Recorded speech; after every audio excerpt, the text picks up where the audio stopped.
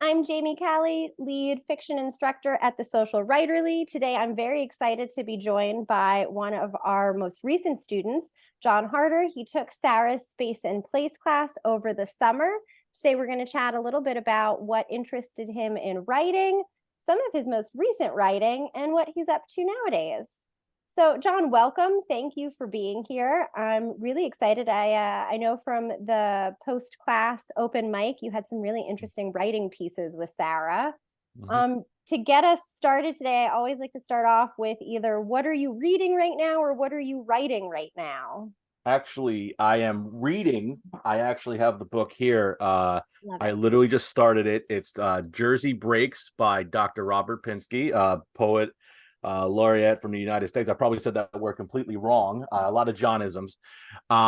Basically, I went to a lecture with my wife who was in Monmouth University, and Mr. Pinsky was there doing a lecture, and I was so intrigued by it. I had to go buy his book, especially when he referenced that he was actually in a Simpsons episode, which is very intriguing for Oh, me.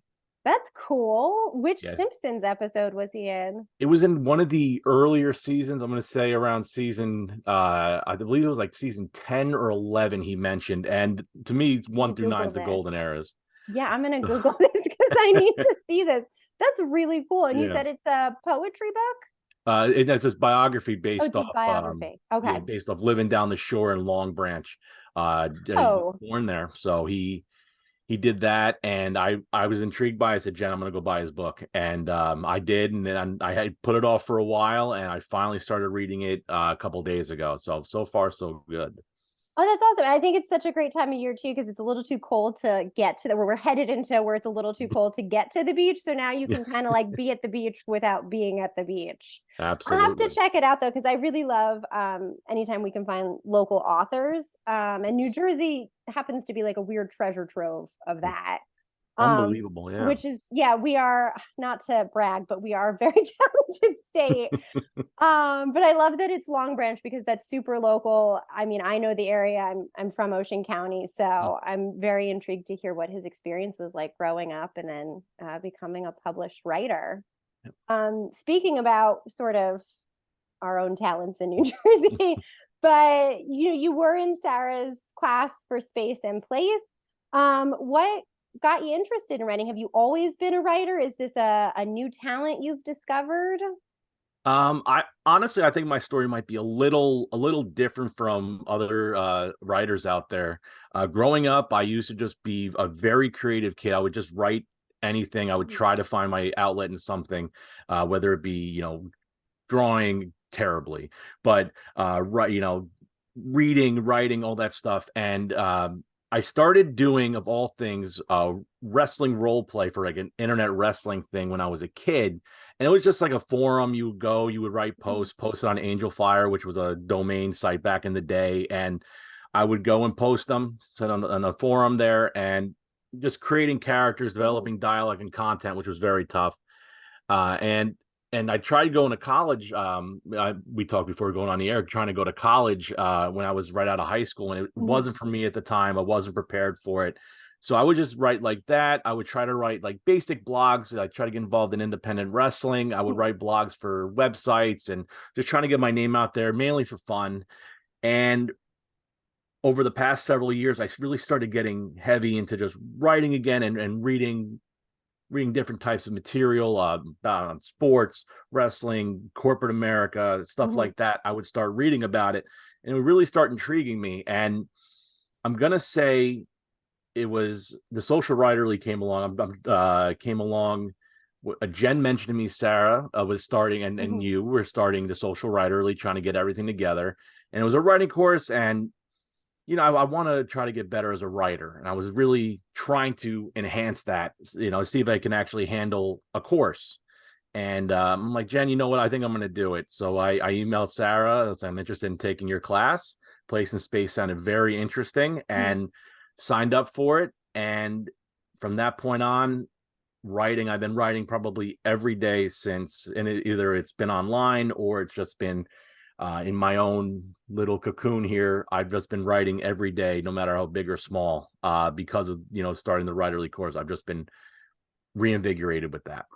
Well, I love to hear that. And I think that anytime you have any kind of writing ritual, so even if, to your point, even if it's only a page or half a page, or you only have 5 minutes one day, that's so important because it helps keep you somewhat consistent.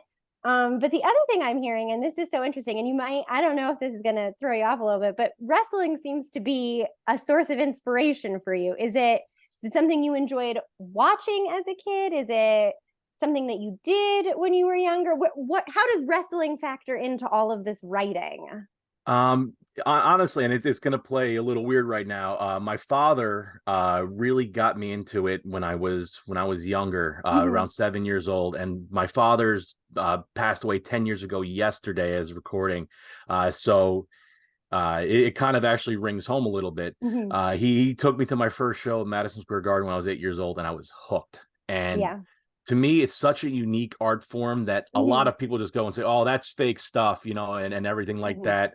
But just the way the athletes tell the stories about their bodies and the creativity coming off the cuff in front of a live crowd, being able Mm-hmm. to create and develop their own personas for crowds big or small, 80,000 or 17 people at the Armory Mm-hmm. down the road. It always inspired me, and I find it to be such a unique art form.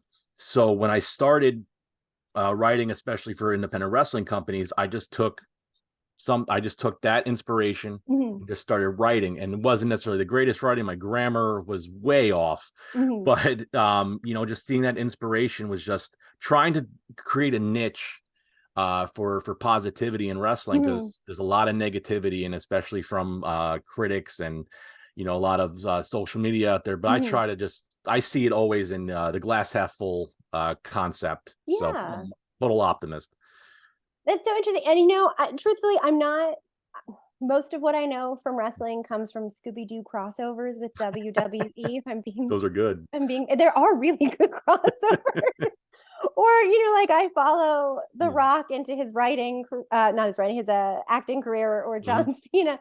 But I've never heard it really talked about as an art form, and I've never really thought about sort of like the pageantry of it and how they Yeah. come up with like their sort of alter egos, right? Yeah. When they step into the ring. So that's really interesting. And and now it's almost making me want to go and watch some because I'm so curious. Like I want to sort of have more of an understanding about what's happening outside of Scooby Doo crossovers. No, It's, and I'm sorry to cut you off. no, that's okay.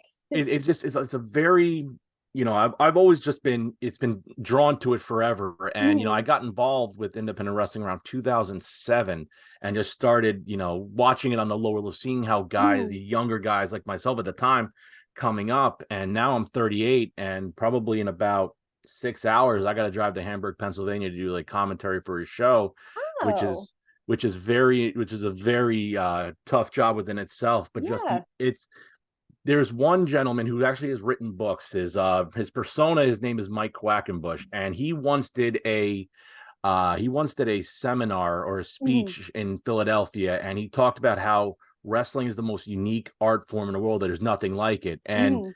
after watching him talk about it, it's on YouTube. I believe it's on YouTube still. Okay, I'll have to Uh look it up. yeah, it was very exhilarating, because I've never heard it talked about it that way, and that's Mhm. the way I've always seen it. And then I try to think outside the box always Mhm. with creativity.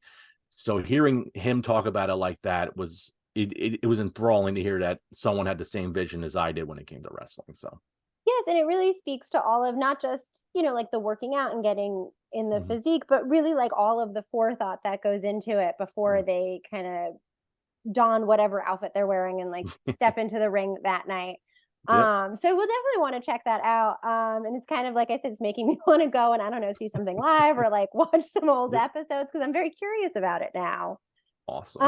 Yeah, well, thank you for that. I always No love problem. unlocking new hobbies, or just areas of interest. Speaking of areas of interest, I know we've talked a little bit about wrestling, but is there a favorite genre of writing that you feel called to, or do you enjoy all? Me and Sarah talked about this during our course, where Mhm. I think she noticed I'm more of a memoirist, of Okay. writing more, just history based pieces and talking about time periods.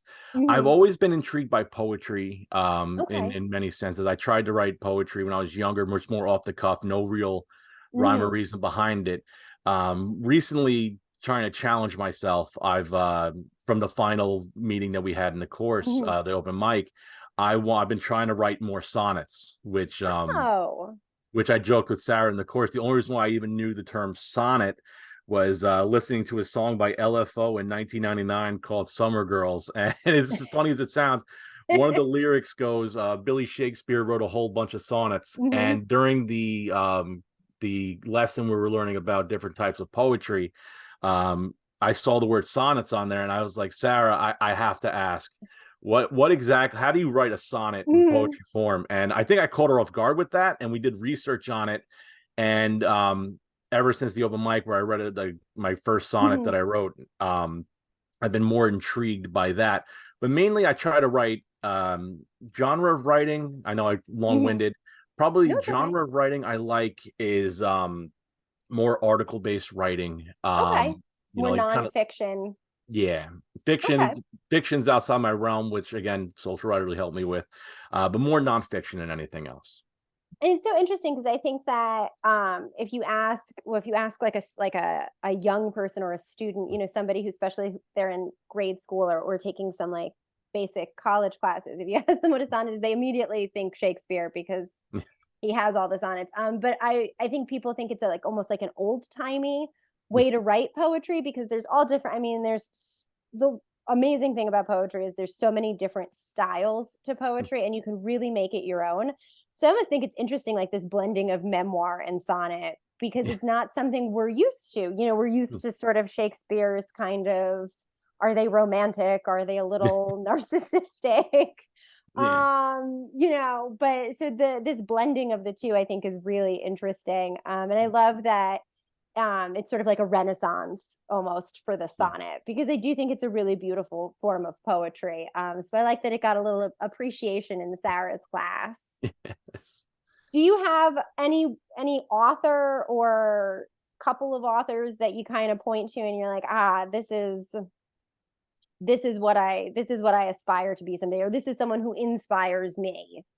Or even Um, not authors, it could be, to your point about, it could be a musician or some other artistic person, could be a wrestler even. I'm not. It's interesting. I'm not inspired so much by one particular Mhm. author, but like certain aspects of a creative mind inspire me. Obviously, growing up in New Jersey, Bruce Springsteen. Springsteen is, to me, he's a poet in so many ways, Mhm. and he's just a brilliant writer. Um, growing up, reading, you go as far back as like the Indian in the Cupboard series as a kid, Mhm. that kind of inspires the imagination. But once I started expanding the nonfiction work, obviously with sports biographies, reading about Michael Jordan, Mickey Mhm. Mantle, Joe Torre, former Yankees manager, and then the book that, and I'm going off camera, changed Okay. my life when it comes to nonfiction biographies. It's called Disney War by James B. Stewart. Um, Oh, okay. this book completely inspired a lot of my interest in learning more about things outside of a sports spectrum. Mhm. It's based around the entire reign of Michael Eisner as Disney CEO from 1984 to Oh. 2006, and it just details the corporate mindset Mhm. of Disney, from almost being down and out of the game, Mhm. rising big through the 80s, early 90s, and then kind of falling off before Bob Iger took over Mhm. as CEO and chairman. So that book, it's so detailed. It's about 700 pages. Oh, wow. I got it back in 2006, Mhm. watching a radio show, and they had the author on the show. I forget who it was at the top of my head. Off the top of my head, I don't remember, but That's that book okay. really changed my mentality when it comes to just reading outside the spectrum. So I try to get as much as I could. The AOL Time Warner merger back in 2001, the book called Stealing Time from Alex Klein. Oh, okay. Yes. You I yeah. I love to joke with my students about all the things I was born before, like I was born before Google. Yep. I was there when dial-up became a thing. It's So unbelievable. yeah, so and I was actually just saying, I was like, it's really interesting being a millennial because I was like, we get like that full spectrum experience of like there wasn't anything. Like I remember a time when you had to go to a library or an expert person if you wanted an answer to something, and the library was a catalog, and you went and found your book. Yeah. Um, to then like there was like all those Ask Jeeves and like not Yes. really. Yes, we love to talk about Ask Jeeves in my house and all of the things Jeeves did not tell you as an answer. I was literally um thinking Ask Jeeves before you yes. said it. That's awesome. And then Google is born, and that's it. Like it's the internet really just takes off at that point, and you can do anything and go anywhere. So that is a book I will have to check out because that sounds very interesting. And Yeah. yeah, anytime I can just express just truly how old I am to my students.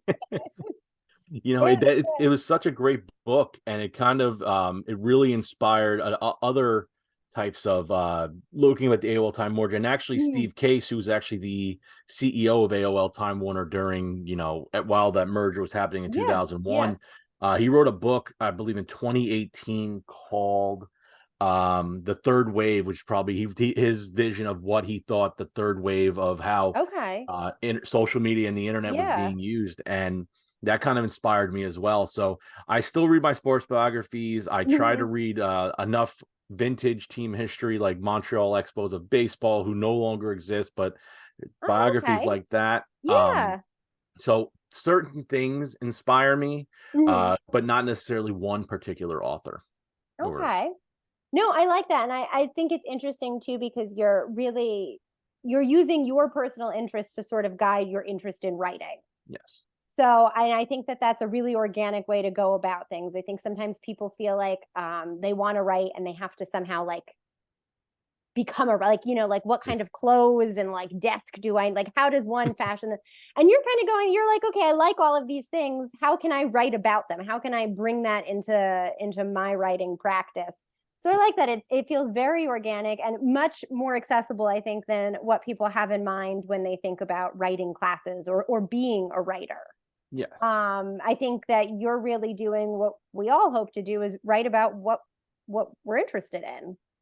Now, is this what led you to Sarah's class? I know that you said that you and your wife were having some conversations, like you want to write, but is Yeah. school, do you go back to school? Is now the right time?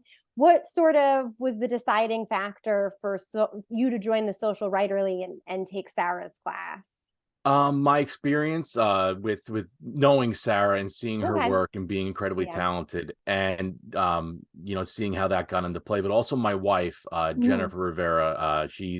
She's been working her butt off, going back to school probably around the same age that I did, that I Mhm. am, that I'm going back to school now.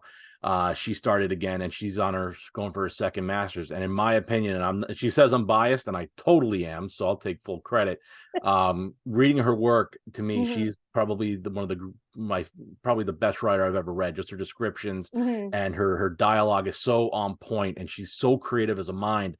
So just seeing that, and her and Jen reading my work, just Mhm. blogging about what I was working on, she goes to me and we had the conversation and says, maybe you should really think about taking Sarah's class. It would definitely help you with your grammar. You get some positive feedback from Sarah, and she's also very, very, very. So just taking that opportunity, I said, you know what? If I got to become better, I got to learn from people who are way better than I. And I decided to sign up and go for it. That's wonderful. And how do you think that? Well, let's backtrack. What was one of your favorite experiences from that class? Could be a piece of writing, could be something you read as a class, could just be a conversation. It might have been the second class. Hmm. If we were talking about place and space, and Sarah wanted us to write about an experience. Walk down a street. You walk down a street you used to go to. Yes, please tell me more because this was Yeah. such a cool assignment. And so I want to tell us for our listeners. So Sarah had an idea of going back to a place you used to walk to as a kid, or as Mhm. young adult, and take pictures and look at the experience when you take the pictures of doing it Mhm. for the first time in a long time. And I decided to jump at the chance and talk about walking down Main Street in South River, New Jersey, my Mhm. hometown. I hadn't been back in a while, haven't really ventured into town even before years before that. It was Mhm. so long.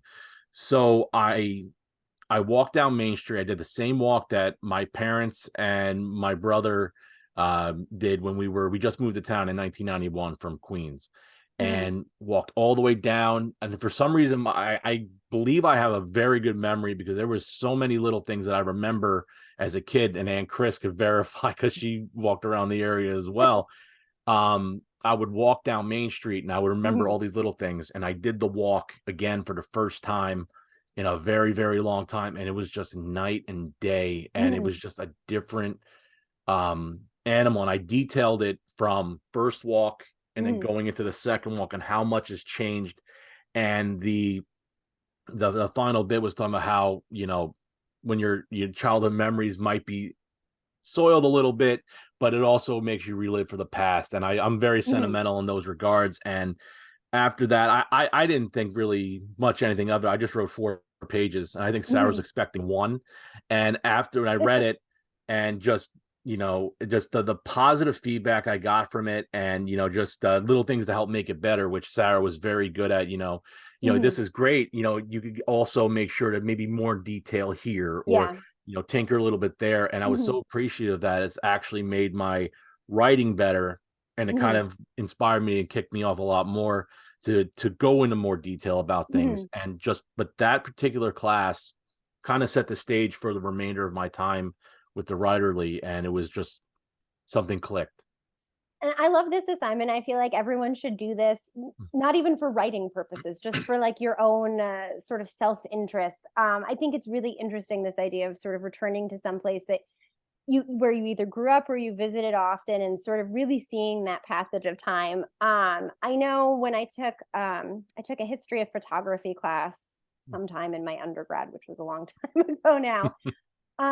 But my professor for that was working on a project, which it sounded like it was something that a lot of photographers did, or maybe certain types of photographers did. I'm not really sure, but she was, and I don't remember what photographer it was off the top of my head, but her and I think a collection of a handful of other photographers were taking like a book, a published book by a photographer, and recreating or attempting to recreate all of the photos from that photographer, and showing not only like a passage of time. So in some places, there might have been wide open fields and now there's developments or something like that, but also showing the difference between the photography technology, using whatever they had at that point to Wow. whatever we have now, and the difference. And it was so interesting. And I think part of the project had something to do with what is the nature photographer's name?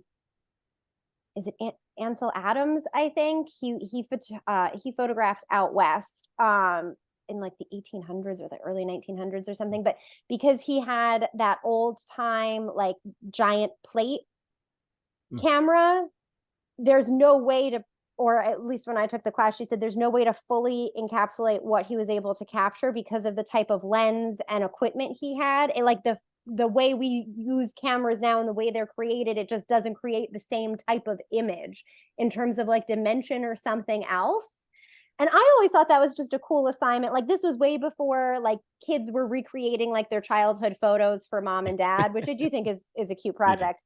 But I always thought that was such an interesting project, to visually show passages of time and things like that. But essentially, Sarah did that, but in writing. Yeah. And so I think I just feel like that is such a terrific lesson. And I think everyone should go out and do this just for your own volition, to see Yes. how things feel, like you have a very specific sense and like emotional memory tied to certain things. Mm. And so does it hold up? Does it feel a little bit different, the space that you're in after you haven't been there for a long time?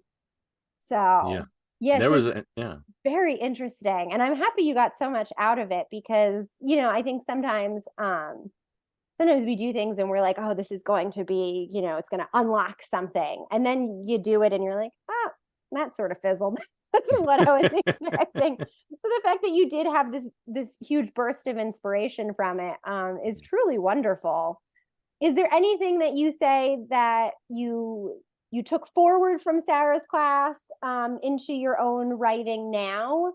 I know it's only been a few weeks, so it's not, we're not years down the line, but is there anything that you feel like you're doing different in your writing than you were before? I can honestly say probably going outside of my comfort zone. Obviously we start with nonfiction, then you go Mhm. into fiction, and then you explore into the final few weeks of poetry. And with fiction, the fiction classes that we took in particular, I haven't thought about creating actual characters or anything like that Mhm. from nothing in such a long time. Just out of my head. And going outside of your comfort zone and writing, it's a scary place, Mhm. and sometimes you have to venture out there to come back to what you really want Mhm. to write about. And the one topic I touched upon was a fictional character, and it was based around baby carrots. For me, baby carrots inspire it was such an, and it's weird to me to say this, it inspired such a negative connotation for me because that means weight loss.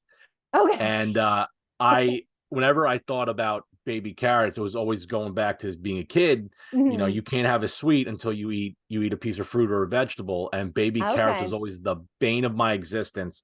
So I crafted a piece where it was the kitchen was talking to me, and they're saying, Mhm. change, and baby carrots would be the ultimate villain, a whole of them. And Sarah thought it was so intriguing that she actually Yes. texted me for the next few weeks, like pictures of baby carrots or jokes about baby carrots.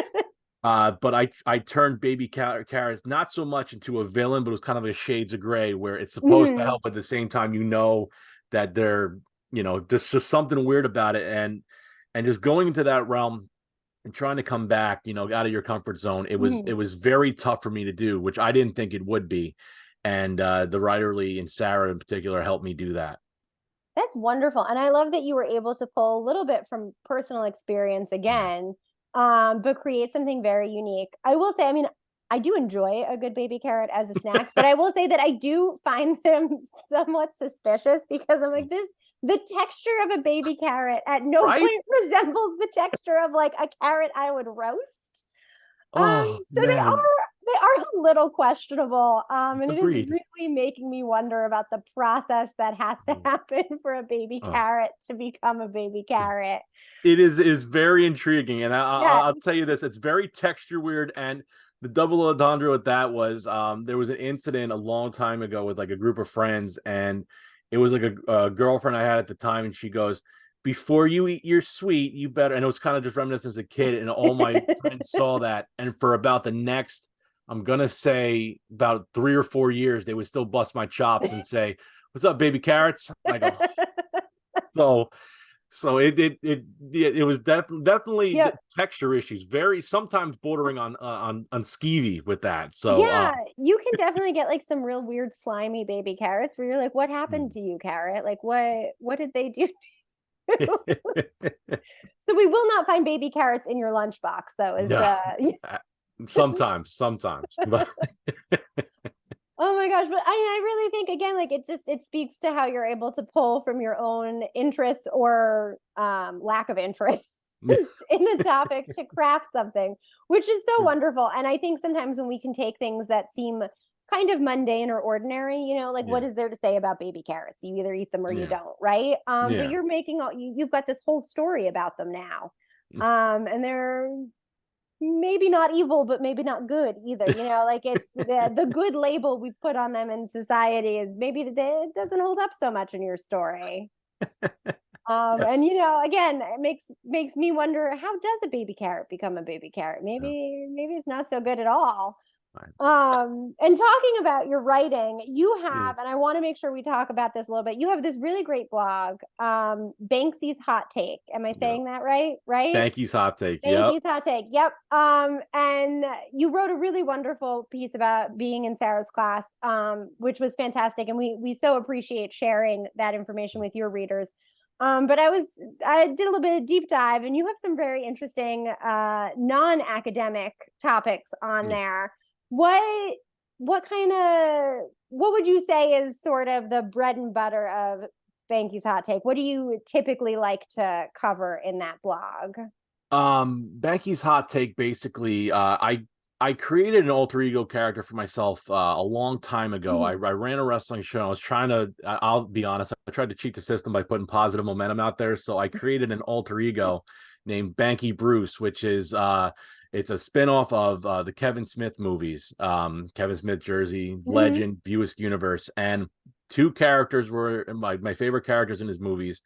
Bankie Edwards in Chasing Amy and Brody Bruce from Mallrats, and they're both played coincidentally by the same guy, Jason Mhm. Lee, who is tremendous. My name is Earl, and I bonded them together, combined with my love of Bruce Springsteen. Bankie Bruce was born, and I just finished hardwayhq.com, which we host the blog at.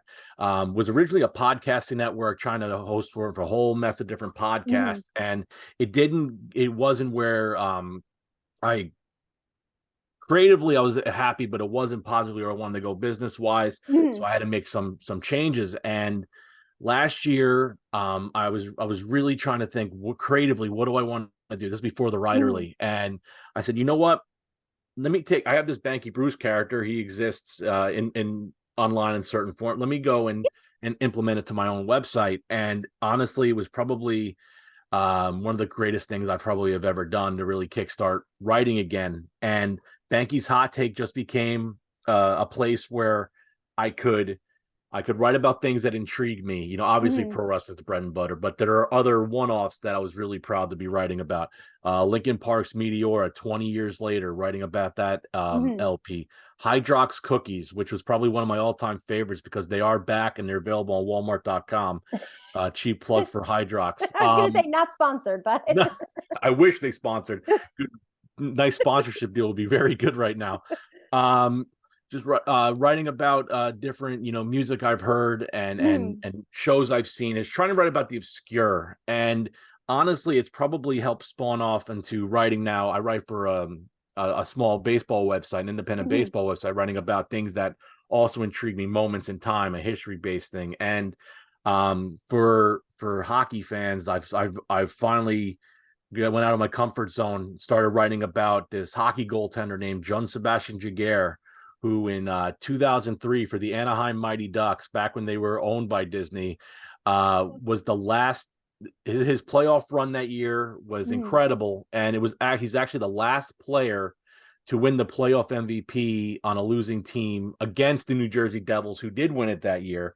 Intrigued me so much that entire run that I finally put my foot down and decided to start writing about that. Mhm. So, the Bankie's Hot Take mainly is just writing about things that intrigue me and Mhm. hopefully not trying to find a mass audience of people who will read it, but the right type of people who will want to read about just obscure and different creative outlets.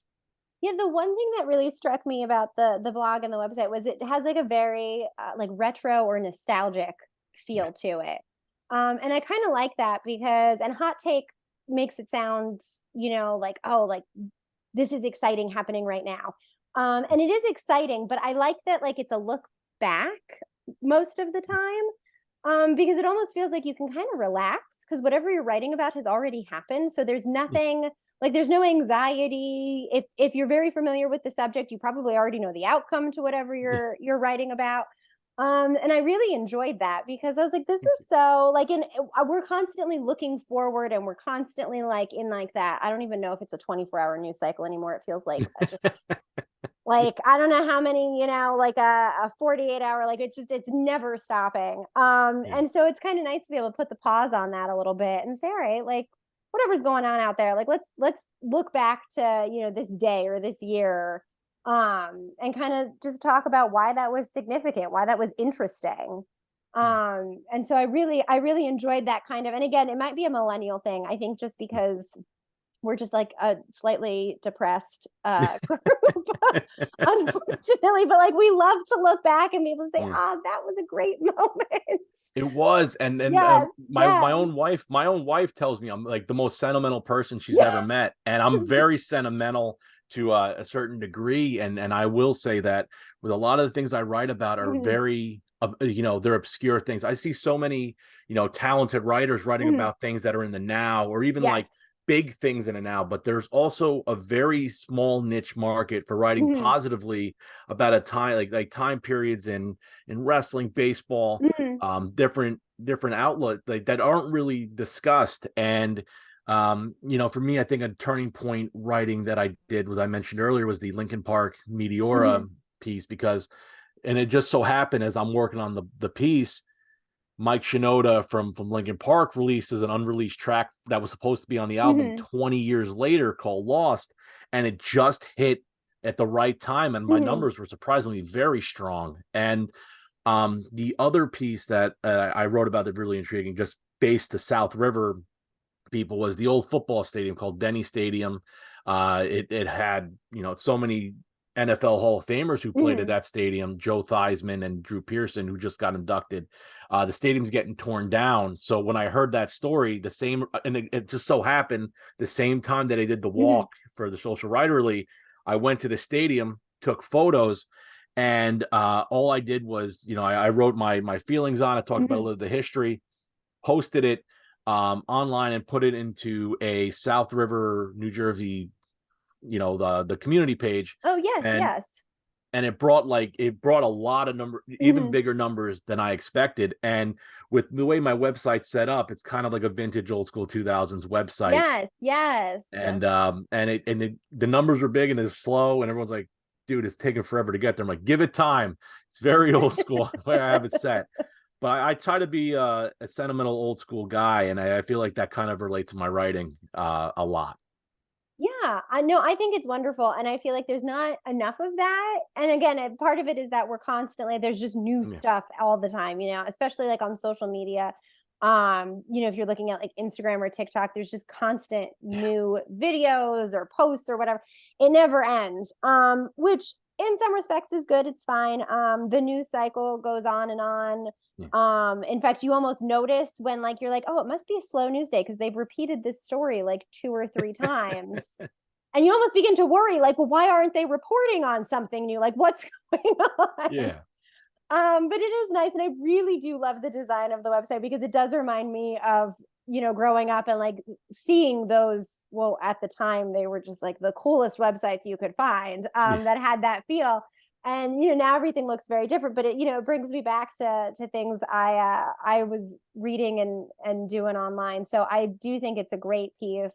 Where can we find your blog or website if it's got any social pages?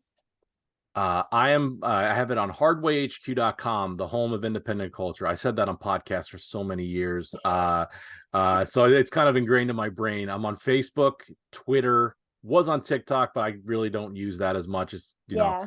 Facebook and Twitter X at Hardway HQ. Instagram at the Hardway HQ, as if there's any other one. And um we hardwayhq.com, I'm middle of trying to revamp the main page of the site, Mhm. middle of trying to rebuild new concepts. Mhm. Again, going from a podcast network, which was kind of very, very bare bones, to Mhm. making it more of a writing centric and a more of a hub for just old school writing and just old school ideas. Right now it's all on me. So hardwayhq.com, and please just check it out. I wrote a piece yesterday based on, like I mentioned, my old man passed Mhm. away 10 years ago yesterday. So I wrote a piece for the blog, just writing a letter to him, just telling him what's going on since he left. And Yeah. Bankie Bruce is the main bread and butter. He basically is uh, he's one of the vessels that live in the mind Mhm. in my body. But it honestly, hardwayhq.com has probably been a godsend, even times where I didn't want to write or do anything. Just knowing that I had that kind of motivated me to keep going. So Yeah, we'll be sure when we post it to include a link to the website, and awesome. also when we send this out in the newsletter too. So hopefully you can get some more readers, subscribers, things like that. It is a really great blog, and I'm not a huge sports fan. I don't really watch a lot, but they are really interesting, and I think it's because it's your voice coming through, even if it's through sort of like this character. You kind of feel you pick up on all of your emotions, all that sentimentality, all that nostalgia.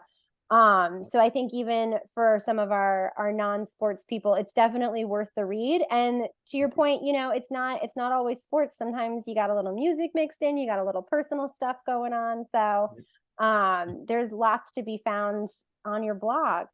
So I want to wrap up a little bit, look into the future. Do you have any plans for your writing over the next couple of years? Obviously, you're working on your website and that. But is there anything else that you're thinking you might want to do with your writing, or just taking On more social writerly classes even? I definitely once I start with OCC, I'm definitely going to take probably another writerly class whenever Mm-hmm. time affords, because I definitely want to go back and just keep getting refreshed in my writing to become Mm-hmm. a better writer. Um, Honestly, I'm just looking to keep the writing going, keep my inspiration going creatively, and hopefully find myself an opportunity where I could, do it as a very big side project with, Mm-hmm. financial implications. Or sometimes you got to think about the money a little bit, but Yes. mainly I want to try to challenge myself. I would love to see if I could come up with enough information to, maybe write a small novel, Mm-hmm. something small, try to extend that. And writing wise for me is right now it's my muse in many senses Mm-hmm. of the word. And just seeing how many talented writers are out there, it's just great to see on the independent level how many hardworking writers there are.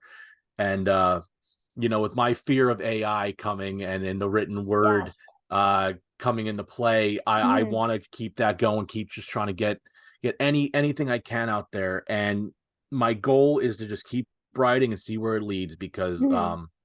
there's as much as I talked about wrestling being a unique art form earlier, there is nothing more incredible for me than creating the written word and then Mm-hmm. being able to display it for, if it's only two people or like about 700 people for Mm-hmm. that piece I mentioned. It's all about just getting the word out there and just trying to display your passions. And that's where I'm just looking to go. Just keep writing, keep going, and see what happens. And the writer really helped me do that. Oh, thank you. And that's wonderful. And I could talk about my fears slash dislike of AI on Same here. many levels, from adjunct being an adjunct professor to everything else. But I think that art is a really unique thing, no matter what form your art takes, whether it is writing or wrestling Yeah. or more of the fine arts. It's a really unique way where it's very solitary sometimes in process, but then it has such a community aspect to it in the way it brings people together, and the way that I find that artistic souls tend to find one another, Yeah. even in like the strangest of ways. So my only plug is that computers can't do that. We have to do that ourselves. Exactly. 100%. Yes, and that's a huge part of, why Sarah and I started the Social Writerly and why we're here today. We're two creative souls, and we have each other, which is wonderful, and we bring Aunt Chris along for the ride as often as we can. But we're definitely trying to help others out there who might not have another creative person with them, find their community and find their space. So thank you so much, Jon, for chatting with us today. I really appreciate it. As I said, I'm gonna add your links and everything when we post this, so people can find you online. For anyone who's watching who's interested in taking classes, you can find us at thesocialwriterly.com and at the Social Writerly on Facebook and Instagram. We are in November right now while we're recording this, so we have our Home for the Holidays series coming up, which are individual classes or you can bundle them. But they're going to be really fun. They're going to be a little holiday inspired, so they're going to be a little bit more playful. But then we'll have our regularly scheduled program starting up in 2024. So I invite you all to check that out. Jon, thank you for spending some time with me on a Saturday morning. Have fun this afternoon in Pennsylvania. I hope it's Yep. a great night, and we'll chat soon. Absolutely. Thank you for the opportunity. And this was a lot of fun. I'm not gonna lie, I was very nervous, but this was a lot of fun. Thank you so much. Oh, thank you. We try to keep the it's a low pressure. Yeah. We try to keep it conversational, low pressure. Yep. Just like our classes, hopefully. Yeah. Well, thank you so much and have a great afternoon. You too.